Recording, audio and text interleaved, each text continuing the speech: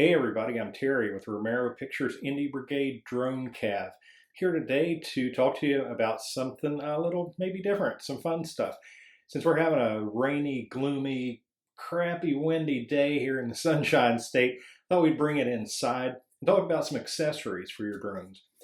A few things that will make you a better drone pilot and make your flight operations easier and better and safer. And then some things about cameras and just stuff that you want to have on hand if you're a professional drone operator out there shooting. So let's get started with that. The first thing you want, and again, I'm addressing a wide breadth of drone operators now. Like myself, I use an Autel Evo, as I've said before. It's a portable, it's a folding drone, so it's a bit smaller. So you need a good case. It doesn't matter if you have a bigger drone like an Inspire or a DJI Phantom. Those are generally going to be bigger hard shell cases. And for the smaller drones, there's a lot of good options out there. Kind of the soft shell cases. So you do want to have a good case to protect your drone and also keep your stuff organized. Now again, with the mid-sized drones like these, you don't have to carry quite as much stuff around, but you do have to keep it organized. This is a low pro. This is basically a camera bag, and you can find these anywhere, Best Buy, those places, and it is almost perfectly suited for a drone this size. Just gonna pop it open here. We can configure all the foam inserts. It's got a zipper pouch up here. This actually is an insert that came in the shipping container with the Autel, so I was able to just move it over into this case. It's a perfect fit. It's got a couple zipper pockets. I swear they're zipper pockets. Got zipper pockets so you can keep your stuff in there. So again, it keeps you light when you're traveling. You don't have to carry quite as much stuff. Now again, I have a lot of equipment. I have a lot of things. There's things I'll leave in the car all the time. I have different bags for different peripheral things. But as far as the drone itself, if you just need something that you're just going to take out, you want to do a quick shoot, whatever, it's good to have something like this to keep all your essential gear in one place and keep it protected. So again, there's a million type cases and things out there. I mean, if you look on Amazon or again, big box stores like Best Buy, things like that, you can find some pretty good stuff. Now, a lot of people, I have some friends that have these, like the hard shell case, even for the mid-sized drones like I have. There's a brand called Apache, and you can find those at Harbor Freight. You can also find them online. They're not really expensive, and they have a few different sizes. I can't think of the exact model name or number. But it's a hard shell plastic case. It's weatherproof, waterproof, pretty tough. You can bang it around. And it has the foam inserts that you can pop out the sections to configure exactly how you want to fit your stuff in there. So that's a pretty good case too. Again, it's not exactly something I am personally interested in, but it is a really good alternative if you do prefer the hard shell cases. So now you'll hear me talk a lot. You already have. And this is something, I'm sorry, you're just going to have to get used to. It is the truth. It's the fact about operating a drone in the national airspace. Doesn't matter what you're using a drone for. If you're flying telephone tower inspections, if you're shooting real estate pictures, if you are just doing photography, if you're shooting films like we are here. Doesn't matter what you're doing with the drone. That's secondary. The first thing is you're a pilot, you're a drone operator, you're in control of an aircraft in the national airspace. So you have to think of that first. You have to have your flying skills, you have to have your safety. Of course, you have to be a Part 107 certificated FAA pilot for that. So going along with all that is before you even take off, when you're setting your gear up, when you get on site, you get to the set, you have to determine your location. Where are you going to be planted? Where is your base of operations going to be? You're not going to plant yourself right out in the middle of everything. You're going to be somewhere to the side. But it's important that you let people know, visually, verbally, however you can, to stay out of your area. You have to control that area because, again, you have a lot of things going on. Your attention is being pulled in a million different directions. You're flying an aircraft. You're working a camera. And you're having to manage the people and surroundings. So you don't want people walking up, talking to you, interrupting, just kind of taking it lightly. So there's a few things that you can use to give some really nice visual cues and clues. So you see why I've been bouncing around here. These are just little cheapy cones. I got these like at the dollar store for $1. I think it's $1 for 2 of them. I mean, how cheap is that? And so I will use these to stake out my landing site or any area that I'm going to be flying in. So if I know the drone's going to be up in a certain area, we're going to go a certain direction, I'll put down all the cones. I'll let people know what's going on there, and it's just an awareness thing. But it is a visual cue to anybody seeing the cones that that is an area to pay attention to. Now, I just mentioned the landing site, landing pad. And you've probably seen like in the opening to the show and some other videos, and you're going to see this a lot because I use it every single time I take off. Doesn't matter if it's my small Mavic Mini. I even have a little tiny drone called a Tello, DJI Tello. I use a landing pad for every takeoff and every landing. Boom, just pops out like that. Double-sided, blue and orange, depending on your visibility needs. Has these little tabs that you can stake it down to the ground if you need to. And these things will blow away like a kite, so you need to stake them down, or you can take bean bags or something and weight them down. It's a good thing. So why use a landing pad? That's I've heard that question a bunch of times. Even I asked it myself when I was just getting started. You have a lot of little nooks and crevices and things on the bottom of a drone. They're very prone to getting dust and things like that into it. So a landing pad is about the cheapest, best first front line of protection for your gimbal. Now your gimbal, of course, you're probably aware what a gimbal is. It holds your camera. It's a 3-axis, typically, device, and it has 3 motors in it that control the position and angle and operation of the camera. Those gimbals are really unforgiving when you get sand or dirt up in those cracks, and you don't want to know how much it costs to get one of those repaired. It's just wasted money. Plus, it's wasted time. You've got downtime, and just all the obvious reasons you don't want to damage your equipment. A landing pad like this, again, I don't know, $30 on Amazon, or you can find these pretty cheap. I mean, they can get pricey, but one like this, it's not that expensive. It takes literally 5 seconds to pop it out of the case, the little bag it comes in, which is here. Pop it out of there, you untwist it, boom, throw it down on the ground. And again, if you want to invest a few more seconds, stake it down or throw some bean bags or some weight on it, keep it from blowing away. Now, what's another good reason for a landing pad? $1 million question. Does anybody know? Think about it. All right. If you're flying something like a DJI Mavic Pro, Phantom, Nautel Evo, today's drones are getting better as far as having sensors on the bottom. So when they lift off, they can take a certain bit of information. They can understand not only by GPS where they took off and landed from. So if they have to do a return to home or an emergency return home, they can fly back to those coordinates. But they're getting even better. Like my Evo, for example, if you can see on the bottom, you can see a couple little things going on here. You can see these sensors. Those are ultrasonic sensors, but at the front and the back, 2 little tiny dots there. Maybe you can see it, maybe you can't. Those are cameras. So when I take off with the Evo, I bring it up about 3-4 feet. I let it hover for about 20 seconds or so, maybe a little longer. What that does is those cameras look down at the point it took off. So it also has a visual reminder of where it took off from. So again, it's something that lets the drone understand its home base better. Now, just going a little bit further, some of the drones, like the new Mavic 2 Pro, I believe, and the upcoming Autel Evo 2, also has LEDs that shine down that also light up the ground as it's landing, so it can see better where it took off from. So again, it's smart to have one of these for a few different reasons. But again, saving money, keeping your equipment from breaking, and knowing where to land is always a good practice for those.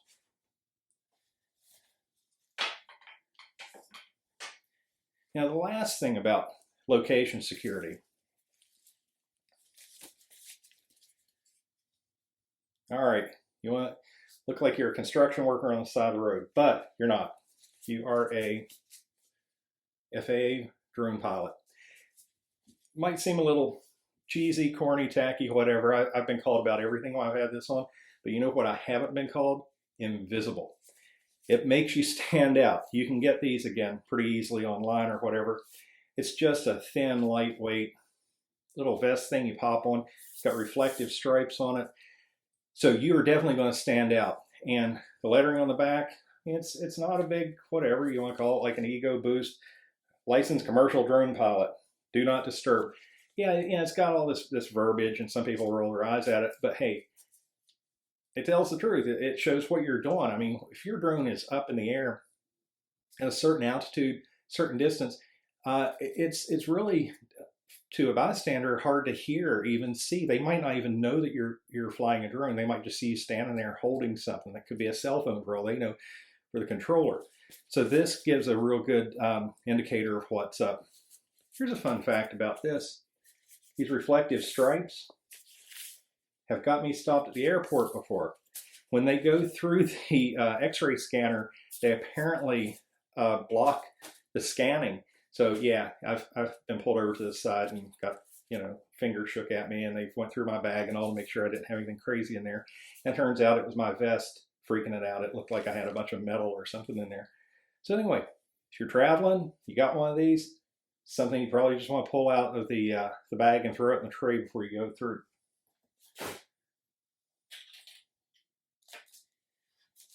Now kind of the just sort of almost common sense stuff, but hey, it gets away from us. It's got away from me before. Things like props, spare props. Get you some props. It's a good idea to replace the props on your drone periodically anyway, but always keep spares. You just never know when something could break. You might have a bad landing. I mean, not like a bad crash, but just a landing that whacks one of these things and you need one. If you don't have it, I mean, it's like $5 or $10 and it brings your show to a stop. Is it worth that for just a few bucks? I keep a ton of props in my bag just in case. And remember, you've got props that go counterclockwise and clockwise. There are two different types. So make sure you've got a mix of both, that you don't just have all one or the other, because it never fails. You're going to get out there and the one that breaks is the one that you won't have.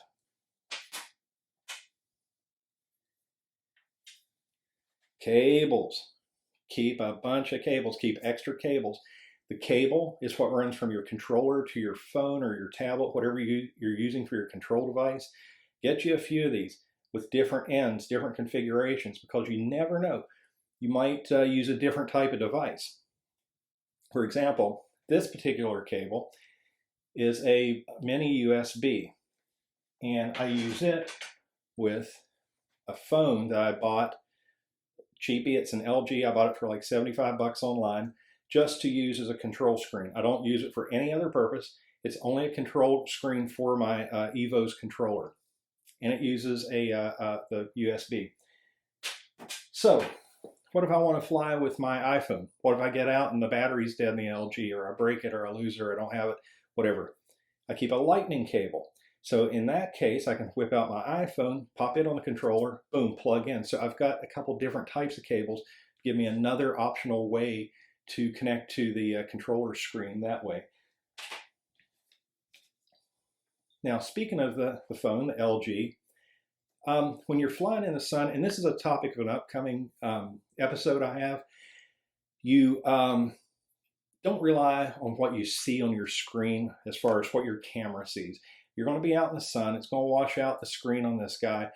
And these aren't, certified accurate, and, they're pretty good quality, but it's just more, this is your guide. You want to watch your histogram, check your camera settings. But again, we're getting into that in later episodes. It's going to be more than one. But one thing that can help, again, the sun here in Florida is brutal, as you can imagine. So I get out, and sometimes it's just hard to even see this guy. In that case, I have a little sunshade I can pop on there. This one is made by a company, I thought they had their name on it, but I guess they don't. And it's got a big Y on it. So I think this came from Amazon. Again, just a few bucks, well worth it. It's got like 2 rubber bands that pop on either side. And it takes like a grand total of 5 or 10 seconds to put it on. And boom, there you go. You've got a nice shade on your phone, and it's going to help block that sun and give you a better ability to see your screen. Now, these come in a bunch of sizes. So if you're using like an iPad mini, a full-size iPad, or iPad Pro, I mean, I've seen people use the big 12-inch iPad Pros, a little big and unwieldy in my opinion, but hey, people use them. They have a sun shield for it. So again, the bigger the screen, the more reflection you're going to get.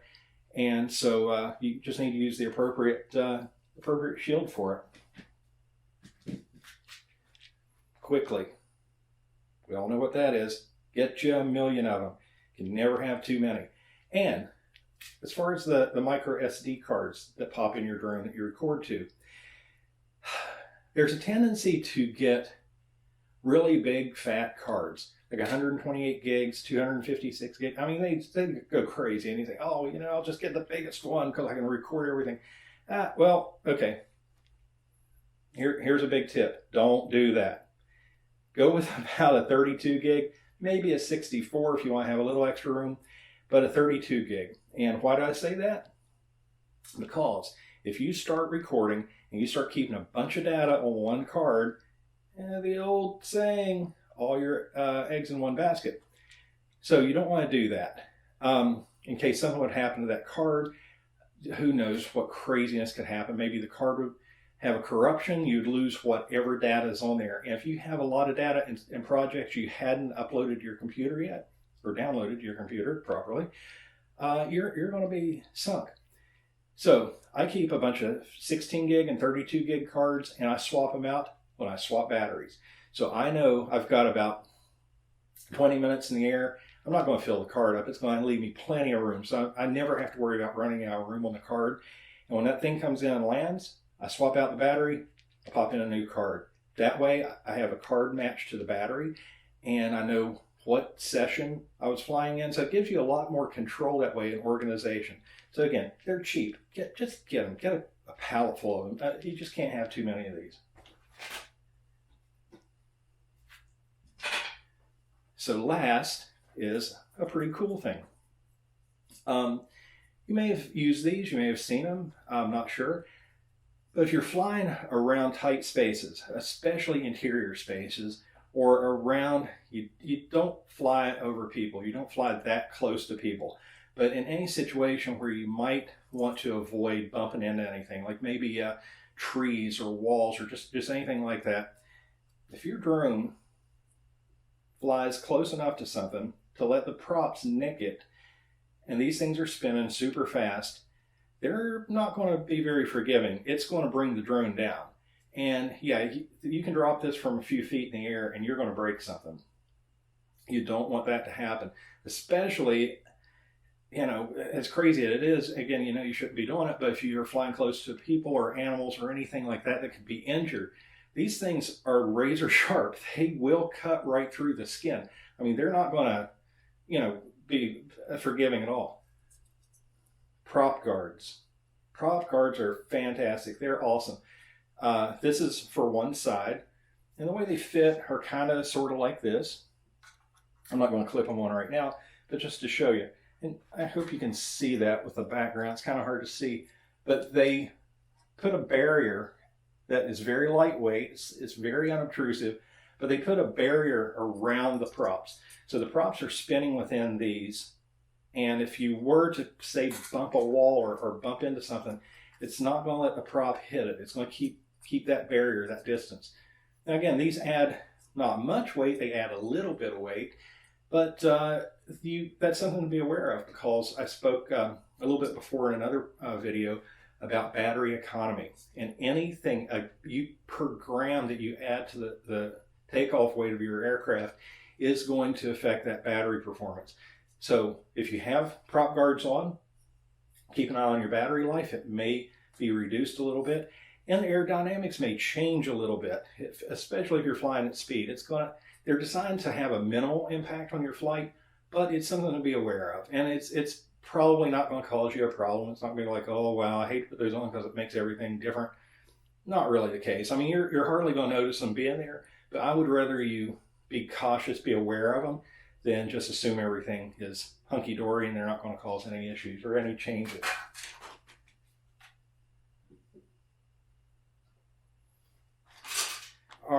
I said last, but I lied. I've got one more thing. And kind of like the other thing, this is going to be a whole, at least a couple sessions coming up. Neutral density filters, or ND filters. Those are fantastic accessories. And I'm not going to get into why now, how to use them. As a photographer, you may already be familiar with ND filters. There are some unique cases about using them on a drone with a drone. So we'll get into that later, but just be aware there's a lot of different ones out there available. There are polarized, non-polarized. There's up to ND 1000 is about the highest I've seen, and they can make a world of difference in your cinematography. So another great accessory I keep in my bag. Again, here in Florida, a lot of sunshine. Need them in lots of situations, but in others you don't. Some situations you think you need ND filters and you don't. So again, that's a subject for a future video. So so keep looking for that. That's going to be a really good one, a really informative one. So anyway, that's it for today. I just wanted to talk about a few accessories. Might make your flying better, easier, faster, more fun, safer, more productive, however you want to look at it. But if you have any comments, if you have anything at all to say, if you have any questions, drop a comment down below. Shoot me an email. My email is terry@blackdogdroneops.com. And I'm also a mentor here on the Indie Brigade. So book a session with me. We'll spend some time. We'll spend a couple hours. We'll talk about your stuff, how you're using your drones. If you're thinking about getting a new drone, if you're thinking about hiring a drone operator, whatever you need. Hey, that's what I'm there for. Book a session and let's talk and get your drone program off the ground. Ha ha ha. Anyway, have a great day. Super nice talking to you. I look forward to chatting soon.